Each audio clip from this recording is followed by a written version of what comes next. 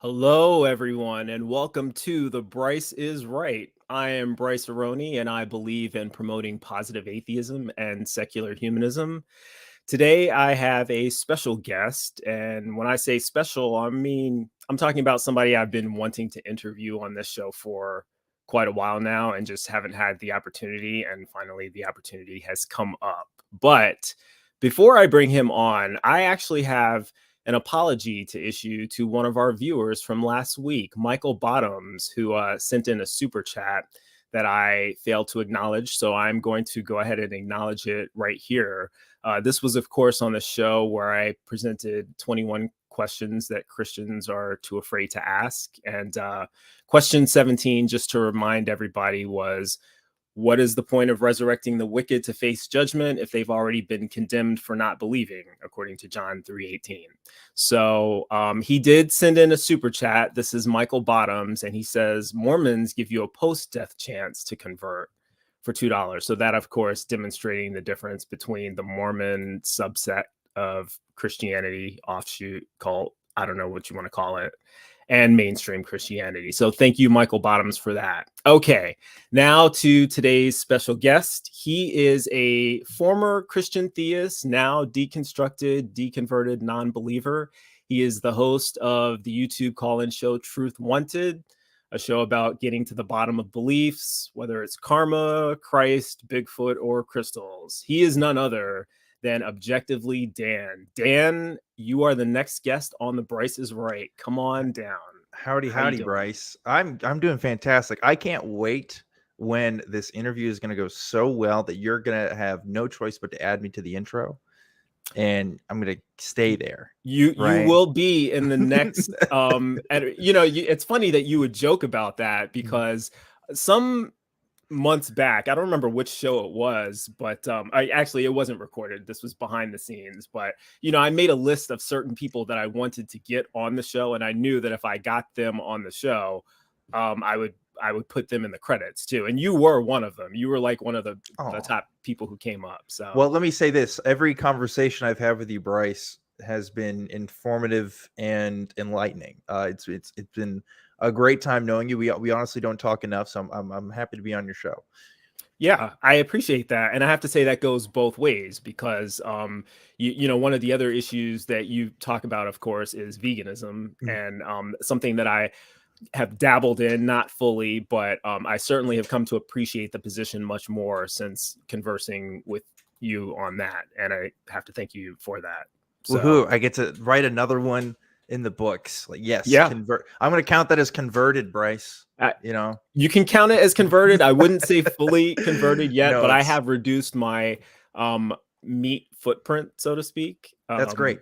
So That's that wonderful. was that's the realistic thing for me to do with my health situation. But enough about me. You are the special guest. First of all, how are you? How have you been doing? And what's been going on in your life? What are you up to these days? It's been wild. I just moved like I think almost 3 weeks at this point. And as you can see, I've got this like little closet set up here. I don't know Yeah. if it's going to be a permanent thing, but my plan right now is to move into a house later this year. And when I do that, things will look way different. So this is kind of a temporary thing for now, but that's me. I'm going to Florida this weekend, so that's cool. Memorial Day holiday stuff. Okay. Which Yeah, part? I'm going to Tampa. Okay, a nice part. Yeah. Very well. Yeah. So I've never been to Tampa, so this will be my first time going. Well, I hope the trip goes well, and Thank you. hopefully you will not be trapped in the closet for your whole life. I'm sure you Okay. will So survive. we are making trapped in the closet jokes. Okay, good. You are not the first person so far, Bryce, and you won't be the last. I Okay. will not be. I will not Mhm. be. So, there are certain folks in the community that I feel a certain kinship with, because either, shared experiences or shared perspectives as former believers. Some of the people that come to mind: Shane the Skeptic, another friend of mine, genetically modified skeptic, Cynthia McDonald, Ethan Michael in some ways, and yourself as well, because I used to be an online apologist. And you were someone who previously, I believe you attended either a Christian school or you were in some kind of youth group at a school. I went to a public university, but I was a part of an evangelical group on campus. Right. So I was preaching IRL while you were online doing your IRL. trolling. Yeah. Mm-hmm. Okay. So yeah. All right. So um I should start by saying, my first knowledge of you came from a YouTube recommendation while I was watching a different ACA show, and I didn't discover street epistemology until afterwards. And it was only accidentally that I came across an episode of street epistemology featuring a very young Dan. And I'm sure you know what I'm talking about. No So idea. Just kidding. Yeah, I know exactly what you mean. I Yeah. don't know if that's the most famous episode of the show, but it ought to be. It ought to Uh, be. of Anthony's Yeah. channel, you Yeah. mean? I don't know. It's definitely. I mean, last time I checked, it was like 80,000 views or something, maybe a little bit more than that. Which is, I think, higher than his average. I don't know if it's his most popular one though. I think what's known to so to give further context for those who don't know, I was interviewed by Anthony Magnabosco, previous guest on your show.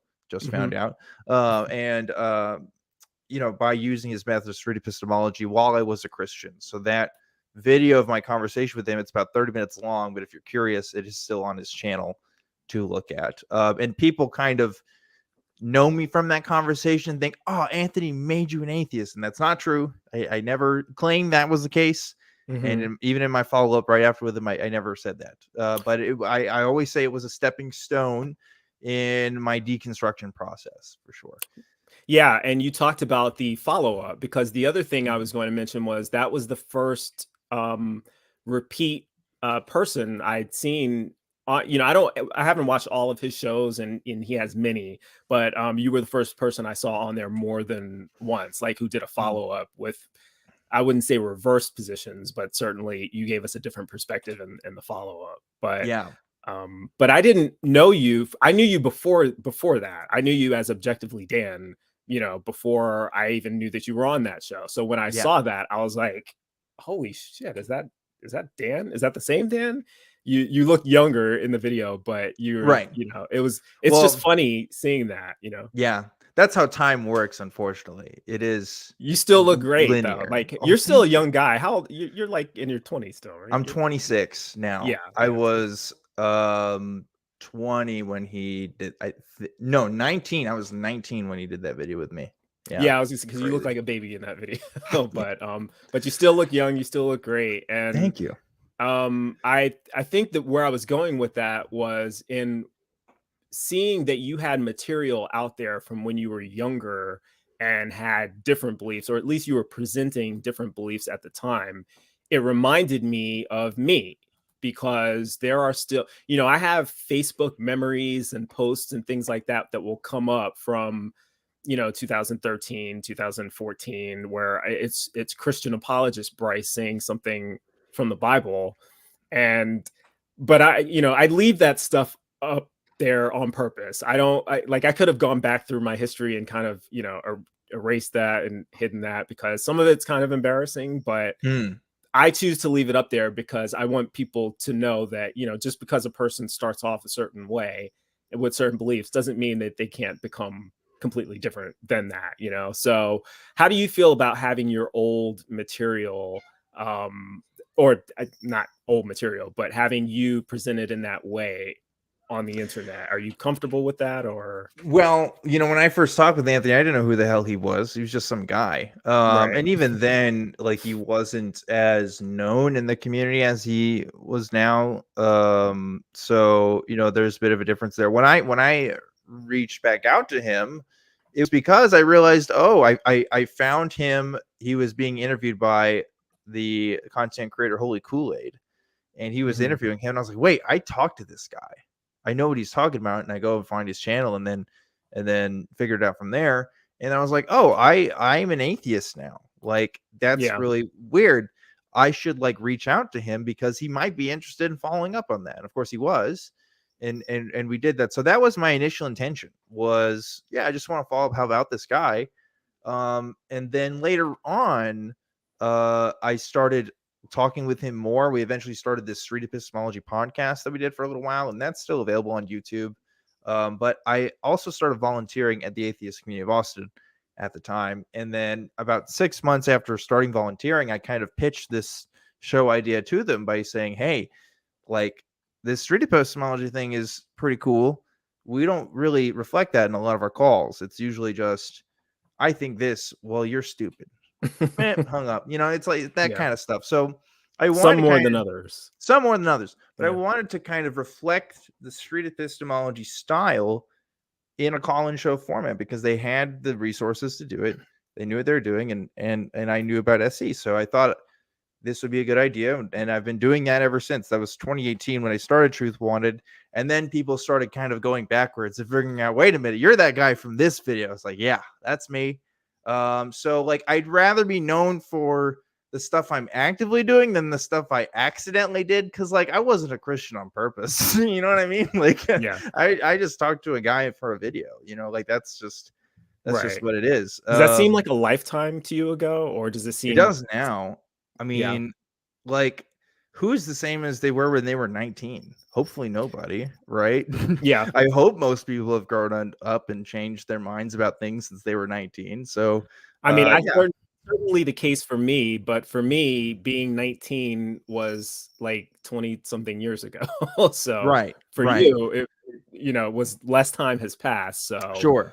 but again, the perspective, I think maybe the younger you are, the slower time seems. So that probably does seem like a lifetime to you, though. Exactly. Yeah, Yeah. definitely. It definitely Okay. feels that way.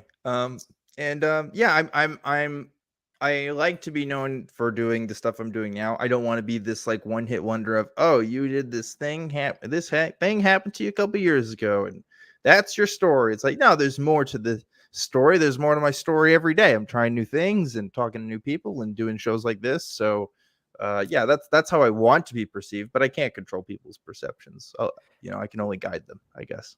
Well, my perception of you has been great since you've been doing what you've been doing. And I mentioned a few minutes ago, I mentioned Shane the Skeptic, and I remember listening to him one time when he was talking about his deconversion process. And I don't know if he said someone else asked him this question or if he asked himself this question, but he said it was the simplest question in the world. Why do I believe in God? And he realized he didn't have a good answer to the question, and that was kind of similar to me as well. I never really asked myself that question when I was a believer. I was just kind of taken for granted. I know I believe in God, and here are all of the here are all of the arguments I'm going to use to support my belief, but none of the arguments that I used were in my apologetics were arguments that I used to come to my belief, so it was really interesting for me that way. You were engaging in street epistemology with Anthony, and you said that sparked an interest, or was it already there? It was Did you already what you don't see on camera is Mhm. that I've already been kind of doubting a little bit. And that might be surprising because in that video I say I'm 100% confident. You know why I said I was 100% confident? Because I'm 19 and I'm on camera and I'm Mhm. supposedly representing this evangelical Christian campus on, so I better say 100%. Right. And I Right? think you also mentioned in your follow-up video that because your friend was next to you at the Yeah, time, friends you right didn't. next to me. Yeah, yeah. And Okay. I know people are gonna watch. People that knew me are gonna watch it. So there was a pressure for me to say 100%. I don't Mhm. think I genuinely felt 100% there. But like, what does that say about Christianity? Like, what does that say about the people who grew up in it and the people who represented that? There is a pressure to kind of, put on Sure. good appearances, right? Like, if somebody asks me if I'm an atheist, I say, fuck yeah. There's no like ifs, ands, or buts about it. Yeah, that's what I'm at. Am I open to other stuff? Yeah, sure, maybe. But with Christianity, there's a bit more of a, like, oh well, not only am I a Christian, but I'm very deep in the faith. There's kind of Mhm. these levels to how Christian you are. Right. So there's that to consider too. Because at the time, I was a student leader on Mhm. campus as well. So So you know, you had a deep role to play in Christianity, although you were playing an active role in it. You weren't just someone who was a passive believer. You actually No, had definitely things not. to do. Yeah, I've never, I would say never a passive believer before that point. I was always involved in the youth group, always involved in church organizations Hmm. for my whole life up until that point. Yeah. Yeah. So I guess that you mentioned something a few moments ago that I guess I should expand upon. I think I heard you use the word atheist, but I don't Yeah. like to assume. Is that the label that you use for yourself? So I have two labels that I like. Okay. Um, because one is more palatable for the general public to understand than the other. Okay. So the more palatable label I use for the general public is that I'm an atheist, specifically an agnostic atheist. And by that, I say that I lack a belief in a particular deity, particularly that of Yahweh. Right. Mhm. Uh so yeah, I use the lack theist definition. Come at me, bro. I don't care. So there's that. But I like to use, for people who care to have a conversation with me longer than 30 seconds, the igtheist label. And I've heard of that. atheism is more of it's less of a particular position and more of a commentary. It kind of just says, when we say that we believe or don't believe in God, there is no real content, no real message that's actually being across, because when you're using the word God, you have to use a particular construct of that word, right? Yeah, it's So a in the nebulous term on its own, right? absolutely nebulous term, we apply our own constructs when we talk about it. Typically here in the West, we talk about, the Christian idea of God, we talk about Yahweh, but Mhm. that is not universal to not only modern day people's experience, but just human history experience with God. And when you get really deep in the paint with like the Thomists and stuff, like they're going to say, well, God is actually universal force, or God is nature. So of course you Mhm. believe in God, right? So it becomes tricky really fast. So atheism just says, I can't say I believe or disbelieve in God without defining what God is first. So if you give me a definition of God, you say, the tradition, like the average conception of Yahweh in the evangelical community, I'd say, yeah, I don't believe in that God. But if you're saying, oh, God is nature, well, I believe nature exists. So Yeah. yeah, I guess I do believe in God in that sense. But that's not really meaningful to most of the discussions that I have with people. So that's what I like to use, because atheism, again, just kind of provokes that conversation. The Mhm. problem is, of course, unless you're a nerd like me, you don't know what atheism is. So, But again, that could be useful because, yeah, like you said, the fact that people don't know what it is kind of initiates that conversation. It gives you the opportunity to explain yes, what your beliefs actually are, right? 100%. So Yes, it probably depends. I guess it depends on what type of conversation you are intending to have and how much time you have to have precisely. it. So Precisely. yeah, Yeah. that makes sense. Do you find that you adopted this position later in your, after you had already deconverted, or was this something that you realized right from the beginning, this atheist So, label? it's a good question. I just used the agnostic atheist label for a while, but I was like, you know what? That's not pretentious enough. I need to go deeper. Um, But no, yeah, it's just like, when you're first kind of figuring stuff out, and you're first Mhm. kind of like, especially like when you recently deconverted, there's that phenomenon of people watching like atheist videos every day, and like, you're kind of getting real into it. I started to think about the philosophy behind these words. And of course, even in the atheist community, there's debate as to what atheist actually means. So I was trying to figure that out for myself. And of course, Mhm. I'm also running this call-in show at the same time, right? So it's like, if somebody's going to ask me on air how I define this, I need to be ready with a good answer. So it's kind of a combination of things Yeah. to really get to that place. Yeah. Yeah, that makes sense, and I'm kind of the same way. I don't worry so much about labels because I don't think that any of these labels mean anything, and just in my desire not to strawman people, I just let them define their own terms, and sometimes that means letting them define the terms they want to use for me. So, sometimes people want to call you, you're not an atheist, you're agnostic. I don't know if you've ever run into that, but I've run into Right. many theists to where after showing them that it's inappropriate for you to try to switch the burden of proof here, Mm-hmm. then they're like, well, atheism means you're asserting no God exists. Well, no, I'm not asserting that. I'm just using that as a label. Well, you're not an atheist. Fine, whatever Right. you want to call me. That's a big problem with the Christian community.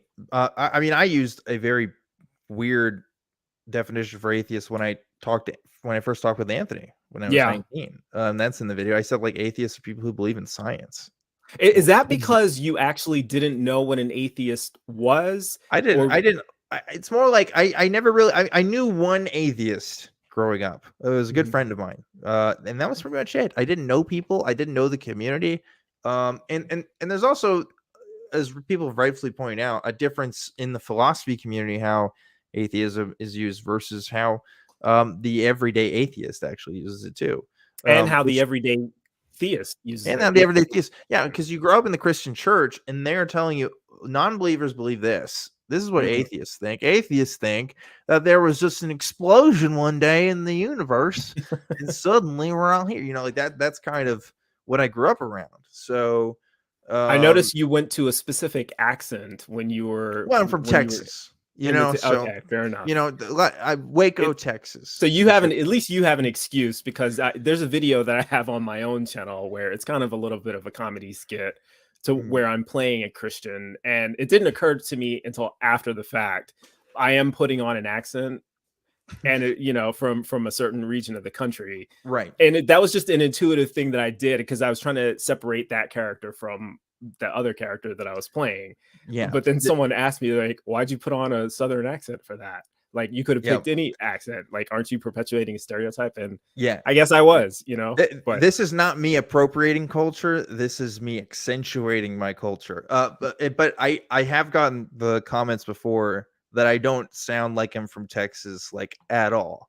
Mhm. And to my Well, response, which part of Texas are you from? I'm from Central Texas, baby, Waco, Okay, Texas, so the heart of actual wake up. Texas. Okay, Yeah, grew up in yeah, Waco, Texas, and the response I always give to that is because Texas is a state of 25 million people. There's like a lot of different accents going on, not all of them of the typical Southern variety. In fact, you want to go a little more east, like mhm, Louisiana, Alabama, Mississippi, if you really right, want to get to the southern, like Texas is kind of its own thing. Like yeah. there's some people that do it, some people that really don't. So Yeah, and that's generally true of the United States as a whole. The further yeah, east you are, the more accent variety exists it's because true. they're the oldest states and they've been settled the longest. I live in California now, and there's the stereotypical LA Valley kind of accent. But then once you get outside Mhm. of that region in Northern California, where I am in Oregon, Washington, everyone just kind of sounds the same. There's like, Exactly. I Yeah. can't tell the difference between a Washington person and an Oregon person and a Northern Exactly. California person. So, Exactly. but I digress. Mhm. We talked about Anthony Magnabosco a little while ago. Do you still keep in touch with him regularly? Are you guys Yeah. friends He or was okay? there. I just did a live show in San Antonio Oh, okay. like 2 weeks ago and he was there. So Cool. yeah, Yeah. that was actually I did that on UTSA campus where I actually went to school and where I actually had that conversation with him. So that was a fun thing to do. But yeah, we're still friends. We hang out It's sometimes. funny knowing like different people who all know each other, but like never being able to interact with them at the same time. One of these days, I'm just gonna have to go meet everybody at some kind of mass event. We're we Well, were they have supposed to have one. conferences for these things, I Bryce. know, I know, but in COVID times, it's been difficult in recent times to kind of get that together. But I am gonna make it happen one day. Um, so we talked about the labels. I'm curious. What are some of the positions that you have that are secondary to religion? Like we were talking before the show on, we mentioned the word politics, but we didn't bring up any issues. So have you found that you've shifted in your politics since you've deconverted or Absolutely. okay. Anybody who's honest in their position, at least if you held the position that I did, which was a centrist Republican viewpoint at the time. If you're honest with yourself and you disbelieve some of the religious trappings in that, you're going to change your political beliefs. I think that's been shown time and time again, with especially now recently, now that the atheist community, I would argue, is now more political than ever. Not that Mhm. it wasn't before, but like it's much more broadly political than it is as like centralized groups. I Um, mean, we have more of a voice now. That probably has something to do with it. People recognize Well, I just individuals. mean that, there are specific groups like American Atheists whose focus is to create an atheist voting bloc. But like, what is the atheist position on politics? That doesn't mean anything. Like in and of itself. Now Yeah. there's more people who have adopted broadly. I mean, the last thing I saw was Pew Research, I think, coming out, like this was like a few weeks ago, putting the average like political views for each religious denomination, and atheist was like all the way on the left. Wow. I mean, So that's not really surprising. I would yeah, expect that, but my expectations are always subverted. I know a person who was an atheist.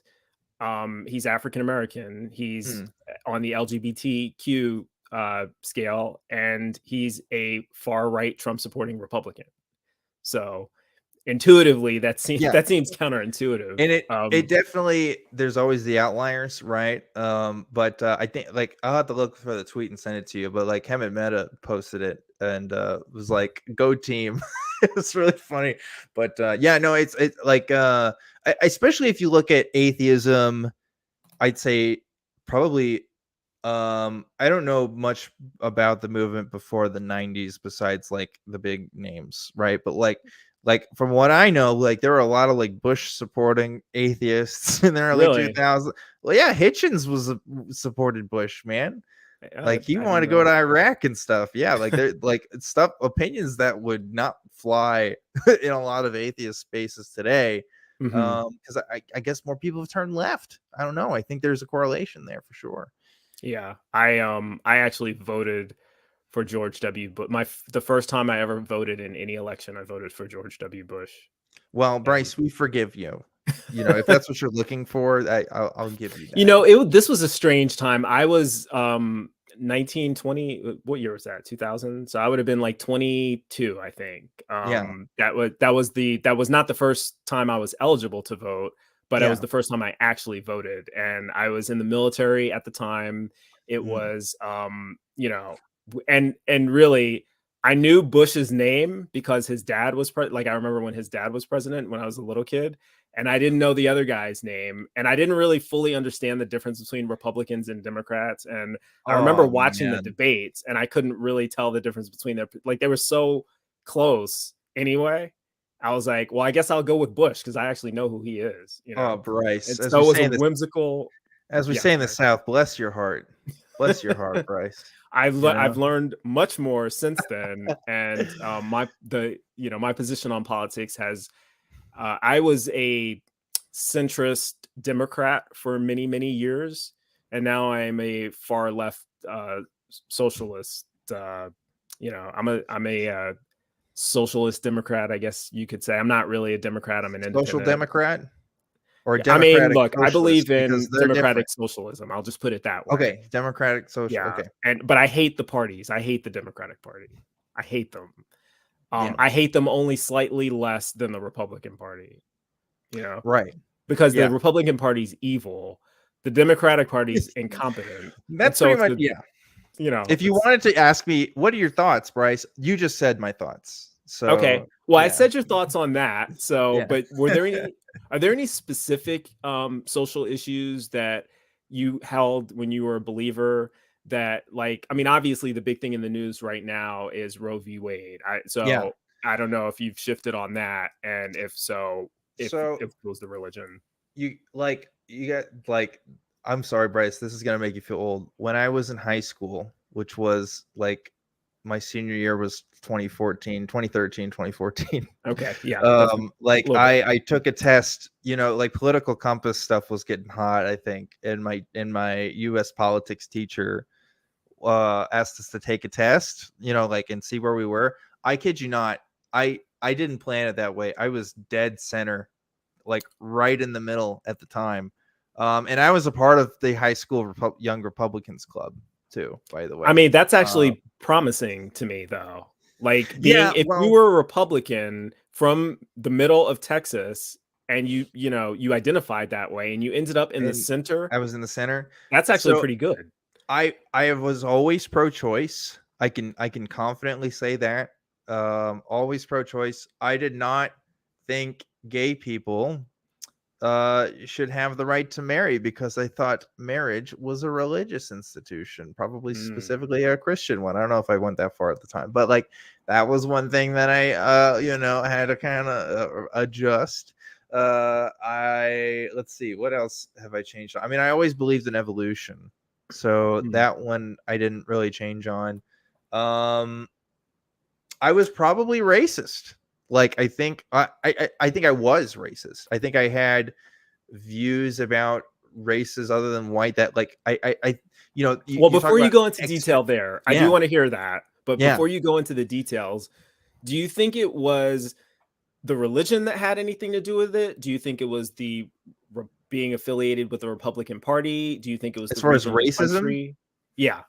I think what it was is I grew up in a culture, and you see this in conservative circles and Christian circles Mhm. that perpetuated this idea, never on the pulpit, never in front of a Right. microphone, but conversations you have, right, with just people just around, that there is a genetic component to people that in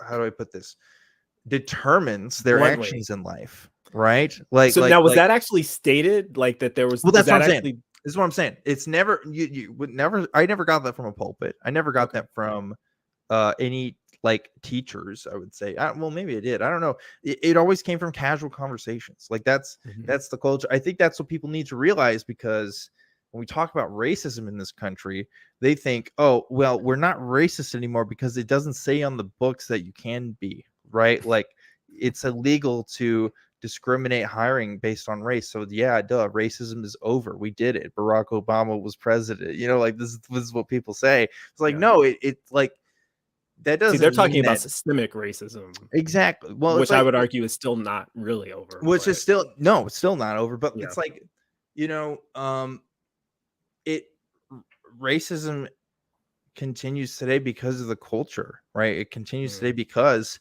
the people who are racist, they're not watching shows like this, probably. Like they're not having these kinds of very open conversations about what they think. They usually, I mean, for me, it was like you keep it to yourself, Mhm. and I don't know how much it affected my daily life, to be honest. Like I still had friends of people that were of other races. I still would think positively about these people, but like I definitely had this idea that genetics uh like overwhelmingly played a part in people's behavior, which is like not how I feel today. I mean, obviously genetics affect people's behavior, but like I thought there was like a racial component to that Right. idea. Because when you were um being told that, even though that's not really yeah, I science, mean, i but i had a like I think I've told the story before, but like when I first told my mom I was dating, at the time, I was kind of talking to this black girl in college. Like she freaked out. She was really? like mad at me. Oh yeah.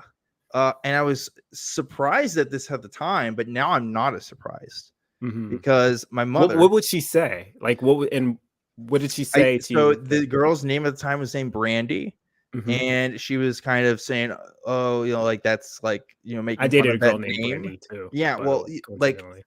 I think she was joking about the fact that this was a black name, which I've known white people named Brandy. I don't even know if that's exclusively a black name, but like, Well, like the she, girl that I dated named Brandy was white, so yeah. the answer to that is no. But anyway, yeah, it was like it was definitely these implications here that she would never have responded in a way if it was just a white girl. Mhm. And it was just like, whoa. It was so shocking because my mother, again, one of the nicest people ever, works with people who are black, works with people of other races, but like this is the thing, people keep that shit to themselves, Mm. and like unless it personally affects them, that's when they go mask off. Like that's when they're gonna Yeah. say the quiet part out loud, and that's when I learned, like, oh my goodness, My mom So had some racist thoughts, and my dad's definitely have too. And it's like it's generational. You know, it affected me. how old were you when this was going on? This was actually when I was like 20, I Okay, so think. not too long ago. I mean, for No. me, for you, it was probably an eternity ago. Yeah. It's But like since 2015, 2016, something around there. Yeah. you are a very out non-believer now, you Yes. have a platform where you essentially debunk all kinds of beliefs. We'll talk about that in a little bit too. Mhm. But where does that put you in the eyes of a lot of the people that you grew up with when it comes to your family and your friends and your community, back in Waco? How do they compare the new you to the old you? And you can choose to answer this question. You can beat around the bush if you want. I don't want to get too personal, but basically, what's your Mhm. relationship now that you're a public atheist? So I don't talk about it with my immediate family. Okay. They uh would rather pretend like it doesn't exist. Um, Hmm. I know my dad one time said that he was not proud of me doing this. And that's a hard thing to hear from your dad, you know. It sounds like a Um, very similar thing that people who are coming out as gay, or God forbid trans, that live in these areas of the country. It's a very yeah, common story that you hear from the LGBTQ community, but that sounds like the same type of story to me. yeah, I mean, obviously, I've never like personally had that experience, so I can't give you that exact one to one. But from stories I've heard from other people, Mhm. I think it's fair to say it's probably pretty similar, right? I in fact I would go as far as to say I'd be more scared to come out as atheist to my parents than gay, if only for the fact that religion played a huge factor in my parents' lives, and now they think I'm going to hell. Like that's just Yeah. their conclusion. Yeah, I and think I as think they somebody could. who I was just gonna well, say I think that you could rationalize around being gay. A lot of Christians do, right.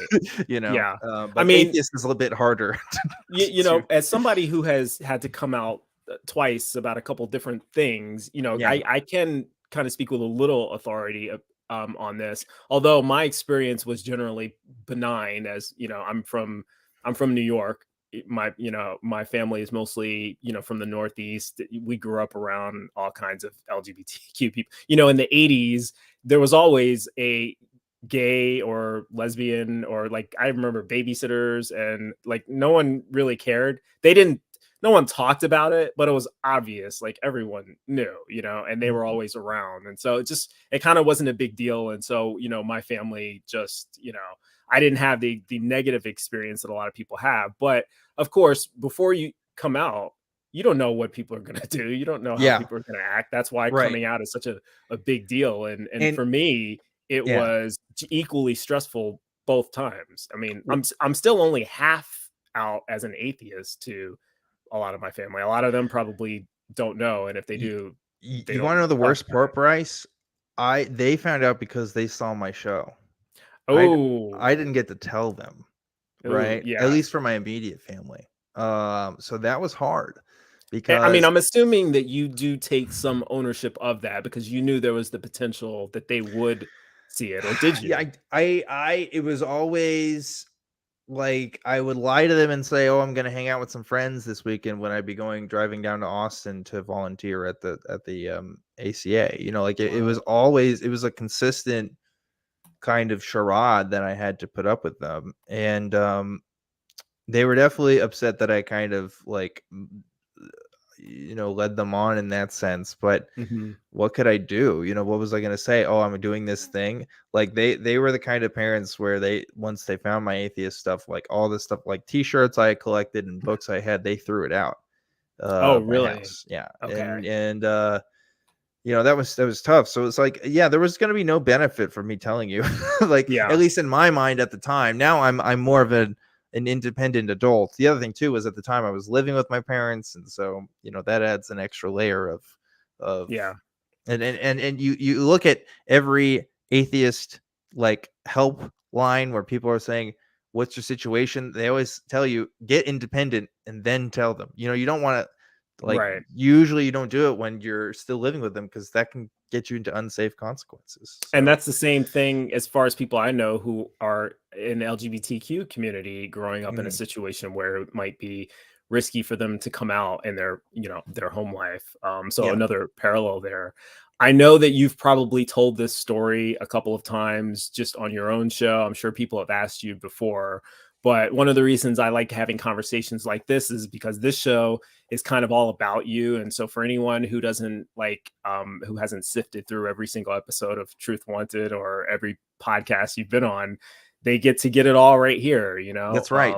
So sorry for making you have to, go back there and these are probably some unpleasant thoughts, but I appreciate the fact that you're willing to talk about some of that stuff.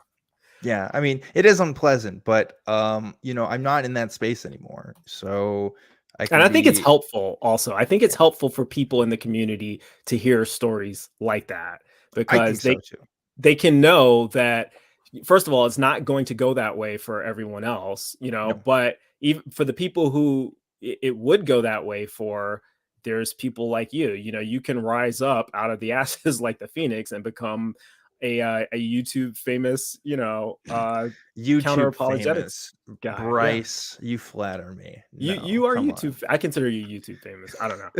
Everyone I know, everyone I regularly interact with in the community knows your name, and so that's how I kind of judge whether people are YouTube Well, famous or not. I appreciate it. It definitely, it was as unexpected to me as it is for anybody else, I guess, to be in the place where I'm at today. But I agree that the reason why I go on a show like this and would tell it and have a show where we talk to people about these stories is because it's to remind people why we do the things that we do. A big complaint that people have against atheists is, oh, why are you tearing down people who just want to believe stuff?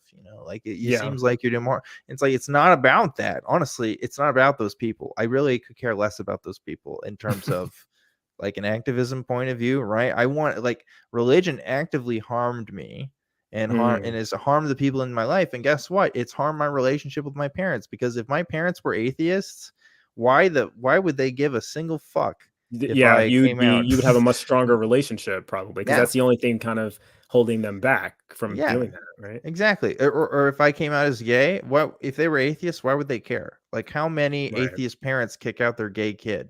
It I just don't know doesn't happen. anyone who is I don't know anyone who is atheist who's really um homophobic. I mean, there probably are people, but everyone who I've kind of asked the question to is very comfortable around. And of course, you can't always judge by that. They could have some Sure. things on the And side. that's probably true today. I don't know how long you've been asking that probing for that question, right? I imagine if you go into And some this is spaces. unscientific, completely anecdotal. I haven't, Sure.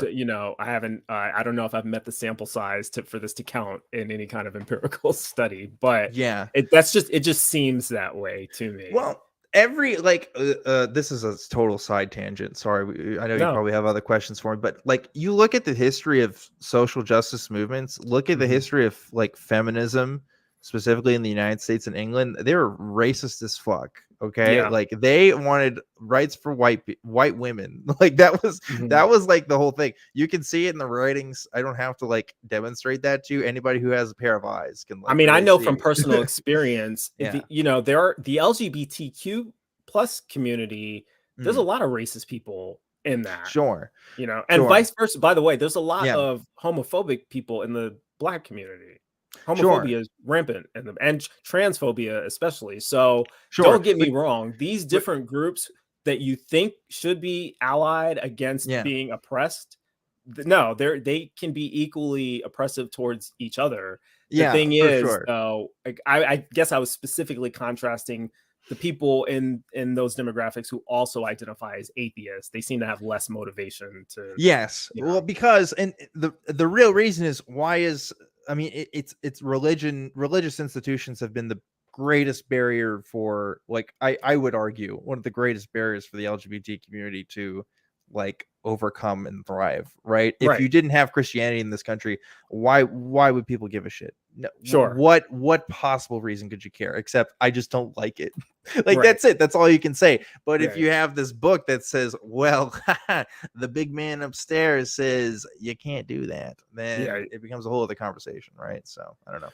What do you think of apologetics, because I think I mentioned the word earlier, and I mentioned counter apologetics, because I feel Yeah. like that's kind of what we both So do in different ways. So, what do you? But the art of Christian apologetics. What is your general feeling about that, and what do you think it says about a religion that it has to rely on apologetics to make its case?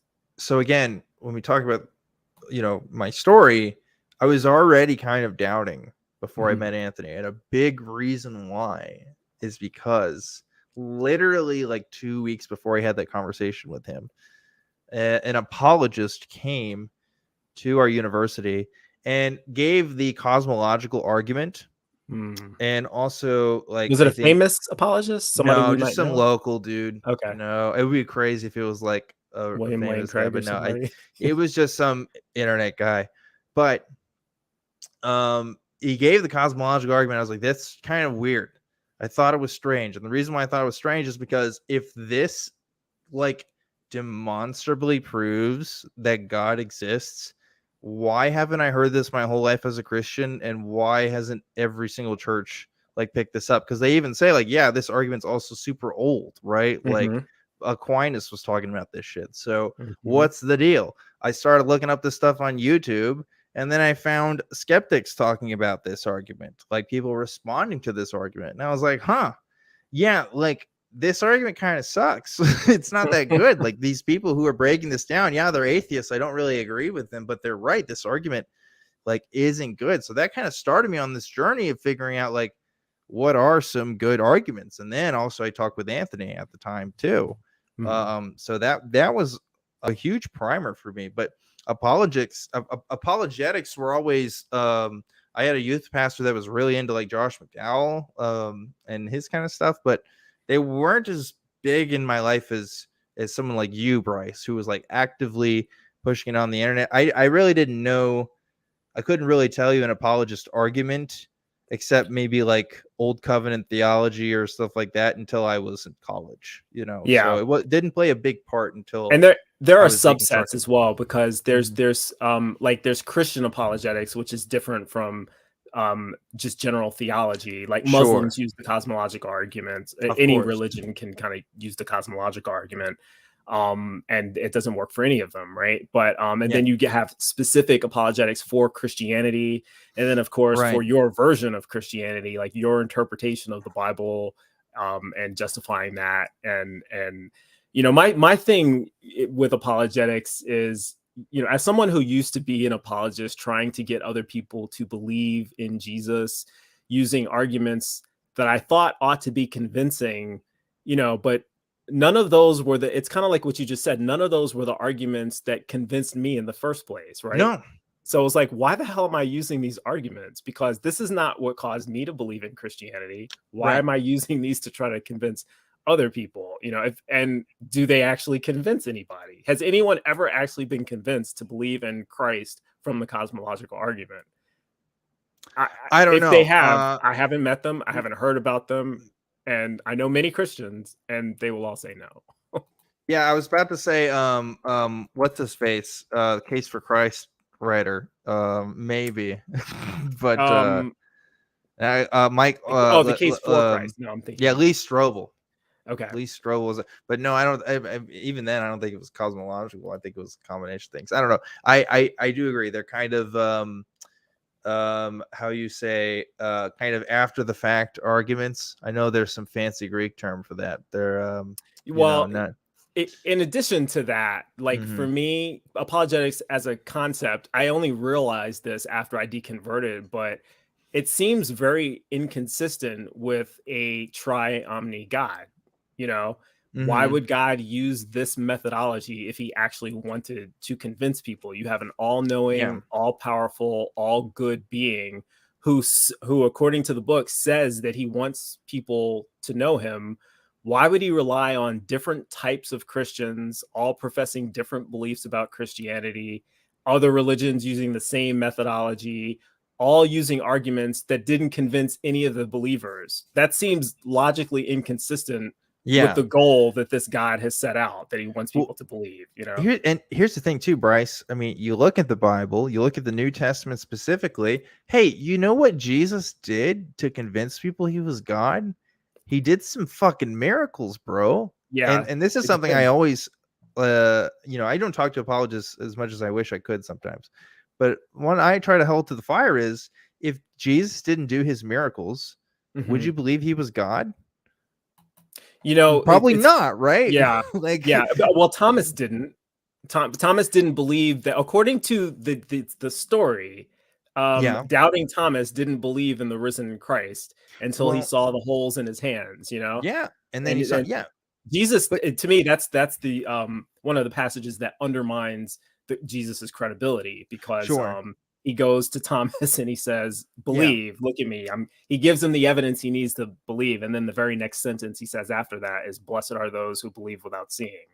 Right. Well, you But kind of invalidated that by giving Thomas evidence, you right. know? But my greater point with that being, Jesus didn't come down to earth to give the cosmological argument, or to No, give, like he or wasn't the doing that. ontological or any of that other stuff. He was allegedly convincing people through these signs. And you know what? He charges his apostles to do the same. That's why they're also supposed, this is the gospel saying this, they're also Yeah, supposed to be able to do miracles. right, Like that's right. and so the fact that, again, nobody can do these things today, kind of sus. I don't know. Doesn't seem to make a lot of sense. And there's always the argument of, well, you could see them, but you still wouldn't believe. Okay, we don't know that till it happens, I guess, because it still hasn't. You can kind of go into these corners all day, I guess, but there is definitely a difference in how Jesus, the man himself, was Mhm. trying to convince people that this shit was real,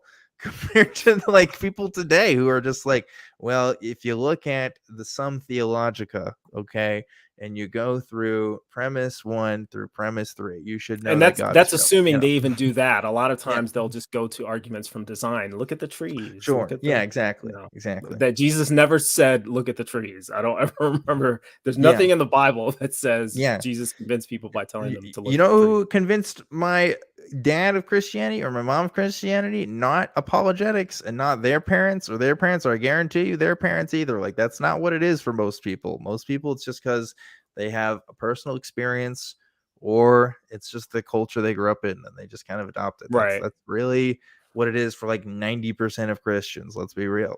And apologetics, it's not about truth seeking either. Yeah. And that's the other problem with it. Apologetics is about truth telling, but it's not about truth seeking, you Ooh. know? Ooh. I And like I'm that. all about knowing what is true. That's my cat making noise, by the way. But Nice.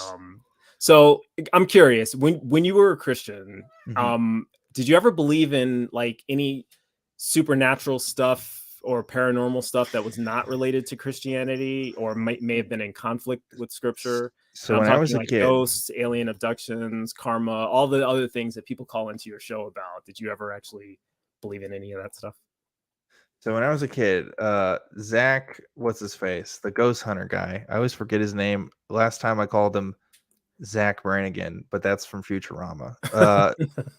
That guy, ghost hunter guy, I was like enthralled by him. I was like a really big fan. And the weird thing is, my dad really liked it too. My dad Mhm. would watch it, but my dad always said, "Oh, I just watch this for entertainment. I just think it's funny." But I think he low key had I think he's always kind of had this sort of supernatural bent to him. And I think I did too. I don't know if you'd question me about it back then out loud, if I would admit it to you, but I was definitely like kind of skeptical of the narrative that, oh, there's no, ghost, or there's nothing outside of regular normal experience. Now I would identify as a naturalist in that sense. I don't really see a reason to go, beyond that. But Mhm. yeah, when I was younger, definitely. And also, like, demon shit also freaked me out. I never really thought that possessions were real. Like, even when I was a kid, they always kind of seemed like they were fake. But if you're a Christian, at least in the oldest sense of that term, You like, can allow for the possibility of demons. you cannot just say demons aren't real, right? Right. Because like Jesus literally fucking spoke to these motherfuckers. Like, it's in the book, dude. Like, you Yeah. can't just be like, well, I believe all this, but that stuff's not. No, it doesn't make sense. Like, What about magic? Like Magic, I never. Well, whenever I figured out magic wasn't real, that's when I figured out like Santa wasn't real and stuff. Like that was about that age, now, you see, know. that's interesting to me because the Bible also supports magic. That's true. I didn't There know were that when I was magicians in the younger, though. Bible. Yes, I would agree with you, Bryce. If I would argue that today, I would say you also have to believe in magic. But I Yeah. didn't. Those are some kind of like, even for Christians get mad Christians, at are me when I obscure. say that, Dan. Like I Right. I say, know. they act like they don't, they want to pretend that they don't believe in What the magic, fuck but was Moses dealing with? He's dealing with magic. black magicians from Yeah. Egypt. It was like an episode of fucking Yu-Gi-Oh, dude. It would have been cool. They But have commandments about people practicing witchcraft and sorcery. Why do yeah. they exist if there's no Why do you have a magic? law? That's like us making a law saying we no riding on unicorns. You Right. can't do it. It's like, wait, Unicorns are why? illegal. Why would Fine, you? like Why would 5 you years need in that jail. Yeah. unless? Yeah, We exactly. have a question from the chat. This is from Bible Burner. He wants to know, I guess it's to both of us, how many people have you deconverted and how good does that feel? I'll Well, let let's you see. answer this Let me first. check my Excel spreadsheet real quick. Yeah, Well, no, I yeah. don't. I have no idea. Yeah. I've definitely. So I will say, I have changed some people's minds in my personal life. I don't know if they would all use the atheist label, but I don't know if they'd all confidently call themselves a Christian, at least the same sense as as they would before. So Mhm. that's definitely been a handful of people in my life. Obviously, I get messages from people, but uh, you know, probably the same with your audience too, Bryce. A lot of people, most people who are watching this are already non-believers. And Most of them. I get theists sure, in here every now and then, but and I yeah. I do too on my show, and I would say that I've gotten some positive feedback from them, but um I don't know if I've ever gotten anybody yet that's called in and said, Dan, you're the reason why. I have had people say that my conversation with Anthony actually helped change their minds, which is interesting. I'm not sure if I've gotten any from people who have said they've watched Truth Wanted specifically. Right. Um, but I have at least gotten a couple people that said my conversation with Anthony also made them think about their faith, which is interesting. Yeah, and I'm inclined to the first way that you started to answer that, let me pull out my spreadsheet. That is kind of where I would go with it because the thing of I don't take notice of people. One, how would you even know that unless they specifically like said that to you, right? My goal is not to deconvert people. It's to get people to engage in apply more skepticism, reason, and value critical thinking. And if they happen to question me about why I don't believe, I'm very happy to give them all the reasons. And that's Mhm. generally as far as I go. So I haven't made it my mission to deconvert anyone. I don't even know if that's possible. And Sure. I would be very suspect and very suspicious of someone if they said, you know what, I'm an atheist now because you deconverted me. Yeah. What do Yeah. you mean by that? Right. Because to me, that sounds like if one person is solely responsible for your deconversion, maybe you haven't given this proper thought. Maybe you I agree. deconverted for irrational reasons. I agree, and I have unfortunately, I think I've met a couple people who have the way that they cite the reasons that they're atheist. I'm like, those are bad reasons, actually. Like, Yes, I don't actually think that's good. you tend to um, hear that a lot from Christians who say, I was an atheist once and I converted to Christianity. sure. Oftentimes, when you ask them why they were an atheist, they give you irrational reasons. Hmm. And Hmm. I contend that one of the most popular irrational reasons to give for that are moral arguments. Well, Yeah. the Bible is immoral, or I found out that these Christians weren't doing right, or I don't believe in a God that would do this. They give that for their reasons Mhm. for why they became an atheist. That has nothing to do with atheism. Sure. Whether a good God exists is a completely separate question from whether a God exists. I And agree. a lot of them don't get that. But Yeah. there Person, are my more questions I would love to ask you, but we've come up on the hour mark, and I told you that I only had you for an hour. So um, we can Bryce, end it as soon as. you can Sorry. have me as long as you want. Oh, what a good guy. What a good guy. Just piggybacking off of your show for a minute when we were talking about the calls that you've had in. I don't know if you can remember, but what is some of the what's the strangest call that you've come across as far as someone professing a belief in something, a paranormal belief, or like what's the weirdest thing that you remember hearing about See, like on Truth I Wanted? I have like, it's not just I can't scale it from like this is the weirdest, but like it's definitely a tier range, right? So like the weirdest tier range, I've talked to real flat earthers. I've talked to a guy who really likes Scientology. That one was especially memorable. I've talked to COVID vaccine deniers. Those ones make me upset more than anything. I mean, I feel like those are so common that I want to call them weird. It's definitely bad, but unfortunately, it seems common. It's almost. baffling just the way they think. Like that specific call that I'm talking about last time I talked to the COVID guy was he cited like the NHS, the National Health Services for England's website, and like there was like a difference in COVID numbers or something, and I was like, well, look at this detail. I was like, dude, this is why I can't relate to you, because your brain is just like in such a like your pattern seeking is so specific to these details on this webpage. This should not convince you whether like COVID is, I think his position was COVID wasn't even real.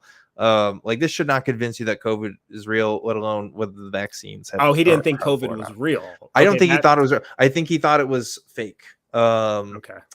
But like it just goes to show like the importance of why I think even having those conversations in the first place, because for most people this is uncomfortable territory, because they may not know how to approach it. They may have come to the right reasons, like I believe getting the vaccine is the right thing to do. You may not have good reasons for it though, and so if you sort of adjudicate that policy in a public space, but you don't have good reasons for it, people are going to tear that down, and people are going to cite you as reasons as to why you shouldn't listen to the people who are promoting vaccines. This is just like one specific example, but like I want to be able to give people good reasons that they can talk to their friends and family, and conversational techniques and ways to approach the conversation for their own personal sake, because the truth is we are all responsible for our own beliefs, but also for the beliefs of others around us. You are the most likely person to convince your most immediate circle of people of anything. It's not going to be Ben Shapiro. It's not going to be Jordan Peterson or Tucker Carlson. I hope not, but like, there'll be influences for sure, but you want counter influence, you're that person. That's how it's going to happen. They're not going to seek out like shows like this one or shows like mine or any of the other stuff that we like on their own. You kind of have to bring it to them, What is that? What motivates? Well, I guess what is it that motivates you to explore the beliefs of others through a call-in show? Why do you do what you do? My raison d'etre. Raison d'etre. I think it's like my background in studies for college. I'm a communication studies major. That was my minor. Yeah, so that's what I went to school for, and so I know that like this is the thing I'm good at. So it's like I want to apply my talents in something that I know that I can make effective change for. Because again, like Bryce, there are so many people who like know all the right things and can believe all the right things, but they are fucking terrible at talking to people. Like they just really are. And if anything, they're a detriment to what I consider to be more harm than good. Yeah, to the movement at large, right? Like what we want to bring to people, which is to take the atheist community not only seriously, but also to again rethink why they believe what they believe. So I like it's a big reason for me. I think I can do it. And my ethic is, well, if I want to see the change in the world, I got to be that change. So this is me doing that, Well, you are doing it. Where do you see yourself in 10 years from now? Do you think you'll still be doing this, or will you have moved on to? I don't know if I'm gonna do like the thought of doing a call-in show for the next 10 years is really weird to me. I definitely want to expand to other kinds of projects. I think I will always kind of be in this space.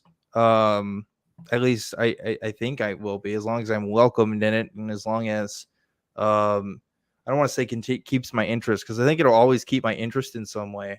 But like I want to contribute my talents as long as I'm welcome, I guess. Whether it's through a call-in show or whether it's through something else, I'm not sure, to be honest with you.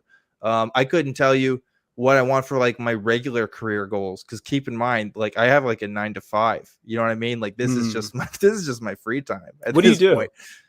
if you don't mind I saying? I do mind saying. Okay, So then don't.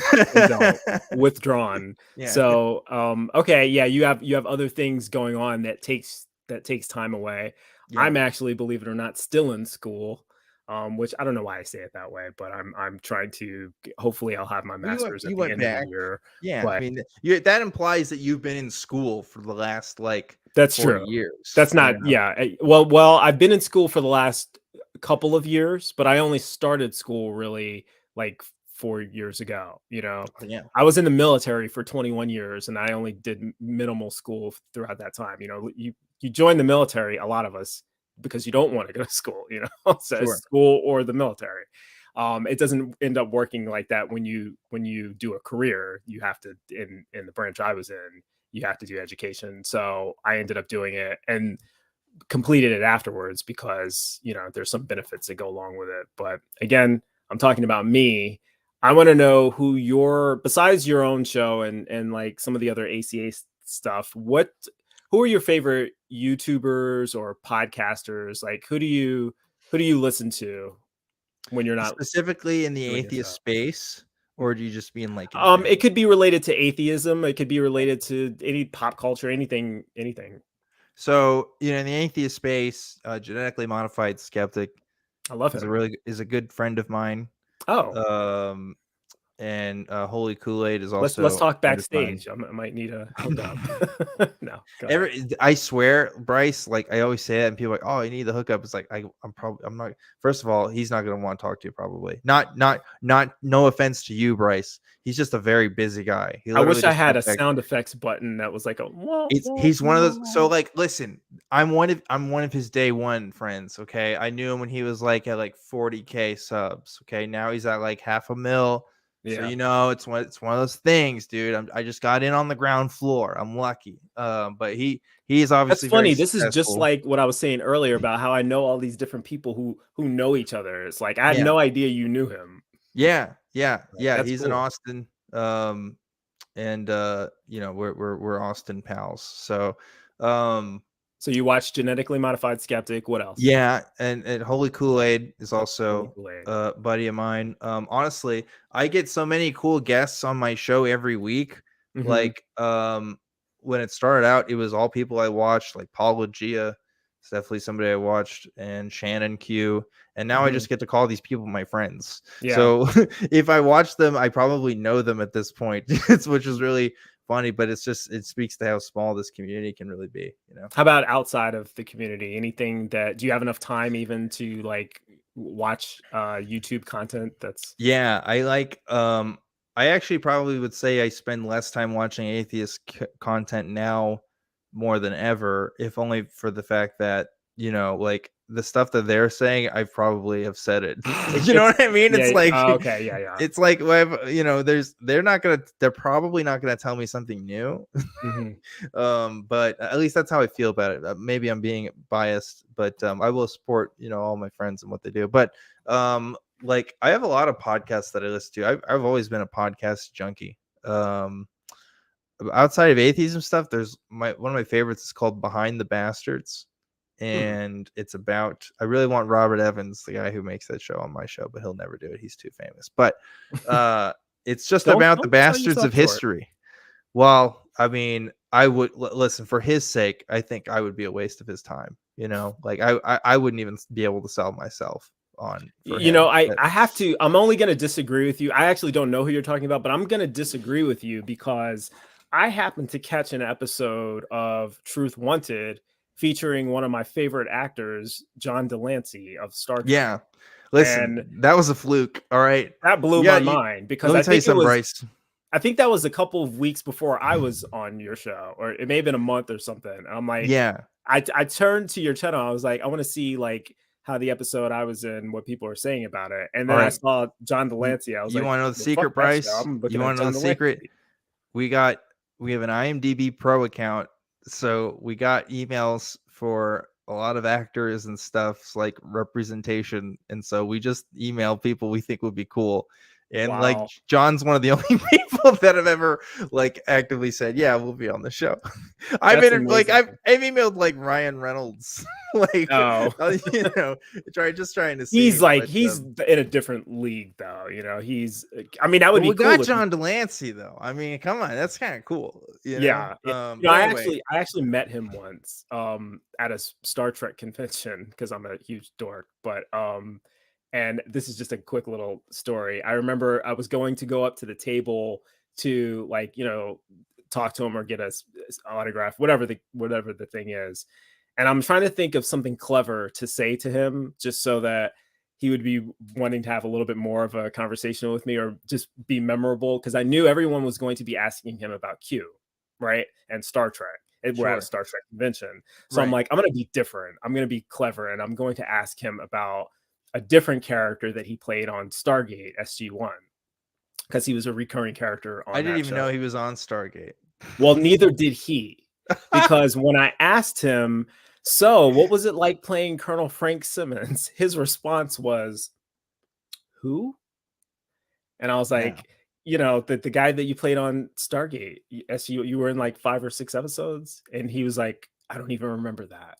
And yeah, so, I believe that. and that was like, I had nowhere to go from there. And so that's my own fault for trying to be like clever and different. And yeah, so that's my John Delancey experience. Well, But there you go. so I'm jealous that, you know, you shared some quality time with him. He seems like a nice man. I have some thoughts, but Yes. you know, that's for a different time. About that statement or about About John Delancey. oh, okay, fair enough. He Um, I will say this. Um he what should I say? say whatever How you do I feel put this? comfortable saying. I will say I'm not interested in talking with him again. Okay, fair enough. I will say that much. Um but I'll leave it at that. For now, Well, you got to know him more than I did because yeah. I just stuck my foot in my mouth when I That's talked to all I'll him. say. I you Yeah. know, and I realize you never meet your heroes, I was just you thinking know? that. I almost feel that way about every time I mention someone sort of famous to someone else who knows them, they're like, you know, it's happened almost every single time. So that's just it kind of hurts me a little bit inside as a Star Trek fan, but And I'm so this is the worst. This is the worst part, Bryce. I'm not even a Star Trek fan. I got to talk to John Delancey, and I've watched maybe 2 episodes of Star Trek in my life. oh, And you like and the atheist community and the Star Trek fans, if you put a Venn diagram, it's just a circle for the yeah, most part. Like I would love to explore that more. The next time we have you either here or over at Skeptic Haven, I might have to dig into that and find out why that is the case, because I just Star didn't grow Trek, up with it. I don't know. It's just yeah. that's Well, we it. I need to mean, catch like you up because you're I missing watched out. the movie. I watched the movie Are directed by what's his face? you talking about the J.J. Abrams Yeah, movie? the J.J. Abrams one, Yeah. Mr. Flash Lens, or Yeah. whatever. No, that's Lens flare is what I mean to say. yeah. Um I'm not yeah. gonna look, I'm not going to speak negative about any director or Maybe we should actor talk about or more relevant topics because you know Star Trek's not my field of expertise, right? it's not your field of expertise yet, but we'll see what we can do about that. You know, like There you I'm go. pretty persuasive. I'm a pretty persuasive guy if I You don't get saying you're somewhere. trying to convert me, Bryce? I may do a little practice, a little Star Trek apologetics to try to get you to realize the error of your ways. But I'm gonna tell you, I'm a Klingon out of here if you do that. Dan, I really appreciate you taking the time out of your day from your closet to have a conversation with little old me. Well, Um, thank you. It's lonely here with just me and R. Kelly in this oh closet. gosh, yeah. I would like to take a moment to acknowledge some of the people who participated in the chat. Actually, a lot of people have been chatting it up. Clearly misunderstood.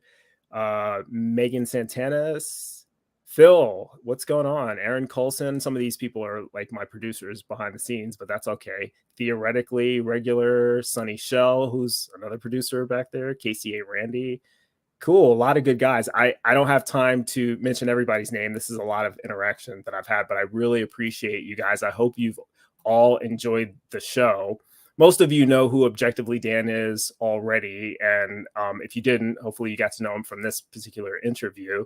We have links to Truth Wanted and Objectively Dan's own social media in the description below. So Dan, thanks for coming by. I look forward to having you next time. And for everybody watching, if you have enjoyed this show, please do me a favor, hit the like button, subscribe to TANG, the Atheist Network group, if you're not already subscribed. I do these shows Tuesdays, 9 p.m. Eastern Standard Time. And for Oz, producer Wes, producer Sunny Shell, who's done a great job today, my name is Brycearonee. Have a good morning, have a good afternoon, and have a good night. I will see you next time on The Bryce is Right. Take care.